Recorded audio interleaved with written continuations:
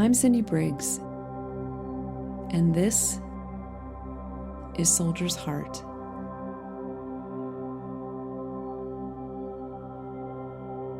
When I was a little girl and my grandfather told me stories about his experiences in World War II, he made it sound like summer camp, like this big vacation he went on long ago. In Switzerland after the war, he played baseball in a green field surrounded by tall, snow-capped mountains. There was a blue lake and tumbling red flowers on a long wooden bridge. His buddies were all characters in the story.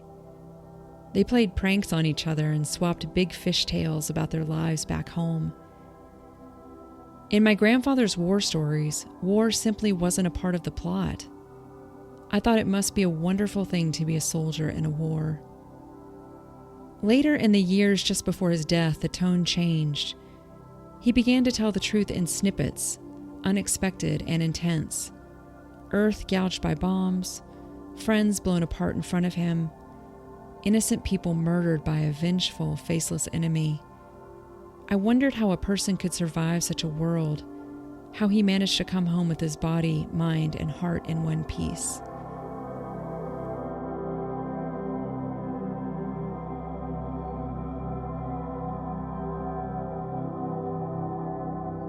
One day my captain sent me out. I said, Walter, Steve had an accident out. He sent me out to a glider crashed out there. Go out and see what you can. They say it's bad, and go out and see what you can get. That was the biggest mess I ever saw. In that glider, they cut it loose, and it had a hard landing. It came head first, just nosed up. I took 7 dog tags off of 7 bodies that didn't have, not a single one of them had arms and legs.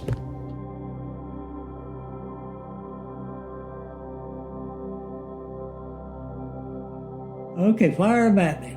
Well, I'm curious about Kern. Was he an American, Chinese American, or was he from China? Chinese American. Okay, gotcha. I'm glad you asked that question. Yes. Kern Chu, C-H-U. Yeah.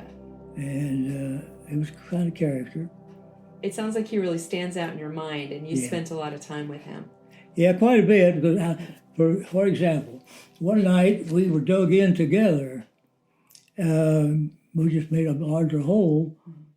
He was just a little bit ahead of me, I believe, yeah. And he always took the knife off the end of his rifle and stuck it in the side of our hole that we had dug.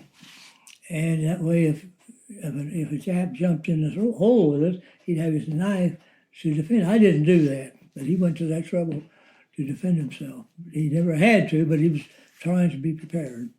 Did you ever get any sleep in those foxholes? Very little. You just little go to pieces mentally, because you've got to have sleep in order to function and make the right decisions. Yeah, one of our men made a mistake. He was walking. So he was in his foxhole. One of our other men was sleepwalking, and he walked toward the guy that was in the foxhole, and the guy in the foxhole shot him. Now that was close. I was dug in close by, because when someone's walking toward you, you think it's the enemy. You have to defend yourself, so you shoot him.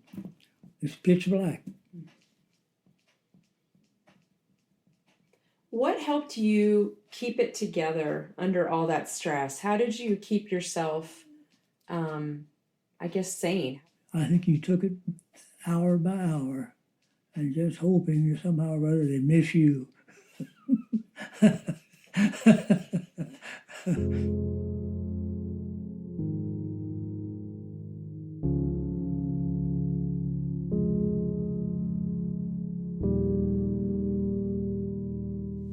We were told that we were going to go to Tinian, and that our mission was to build B-29 bomber airstrips. It became apparent to us that we don't know a damn thing about building airstrips.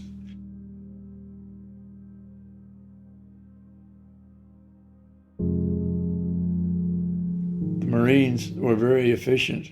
They landed on one end or one side of the island, and they fought their way across to the other side. And when they got to the other side, which was about 5 miles from where we were, they said, "Okay, this island is secure." And they said, "Bring us our boats, we're leaving." And then the Army came in right behind the Seabees and right behind the Marines, and pretty much cleaned up what was left of the Japs that were still fighting. One of the guards spotted a figure creeping in on hands and knees, and they said, "Well, it has to be. It's not one of our guys, so we need to get rid of him," and we shot him. And come to find out the next morning, he had a hand grenade ready to release, but didn't because we shot him.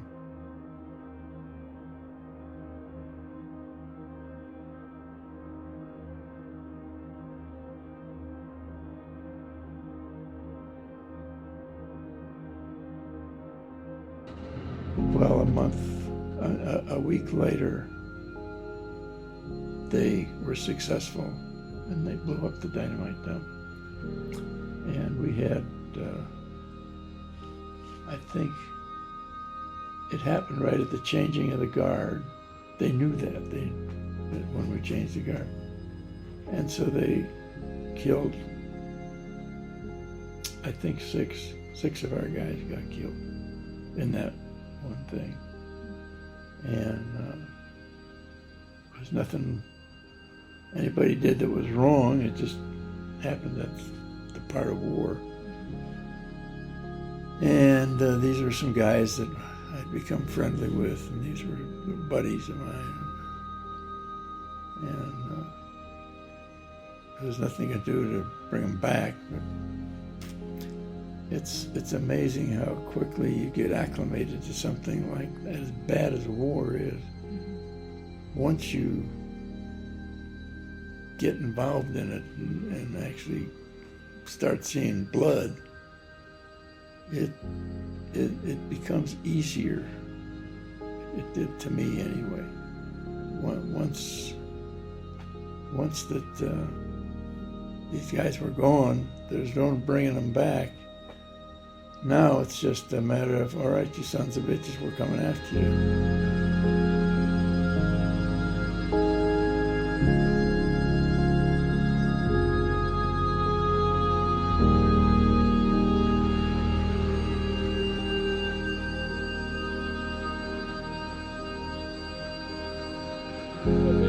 I guess one of the most memorable missions, and it was on July the 4th. It was a night mission. We went over at our crew was 6,000 feet, and we were about half to 2/3 into the mission already when we went over. And it was Sendai, Japan. It was a city of about 250,000 people, and that whole city just looked like it was a massive fire. You know, at that time, a lot of the Japanese structures would burn very easily. We used a lot of napalm bombs or incendiary, and a lot of it is, they went after a target, but they sometimes went after an area. But even as much as we were trained to kill, especially the Japanese. That was drilled into us, the idea that they were the enemy, we were there to kill them. But you couldn't help to think that there was women and babies standing there. Excuse me. And you know that even though the Japanese were just like some of the Germans, they were trained or drilled into them, you know, to same thing for us, for the enemy, but those little kids, they knew nothing about it. And it was kind of hard to realize what was happening to them. But majority of the men in service, especially the latter part of the war, were all young men. In the Air Force, a man 25 years old, he was considered an old man. Most of us were 18, 20 years old. And really, although physically, but mentally we were still not grown up. We were still kids.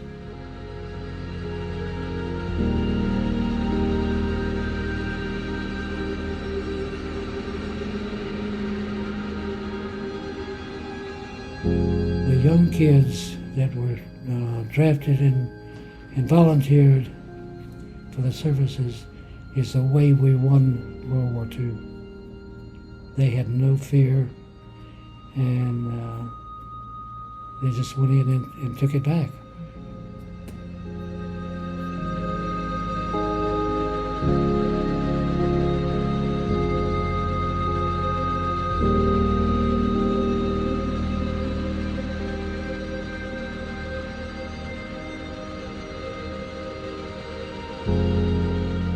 Thank you to the veterans who shared their stories for this chapter. Jimmy Weevil, Marine Corps; Corbett Walters, Army; Lauren Ashley, Army; Don Ermiter, Navy Seabees; John Caudle, Army Air Corps.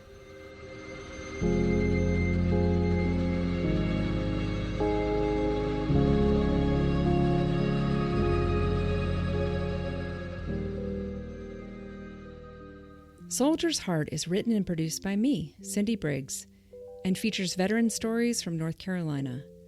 We honor vets by listening to their stories. You can follow along on Twitter, Instagram, and Facebook at Soldier's Heart NC. If you have an idea for a story or interview, email us at soldiersheartnc@gmail.com. Special thanks to the Winston-Salem Muse of Winston-Salem, North Carolina, where all these stories are archived. You can learn more about the museum at musews.org. That's musews.org.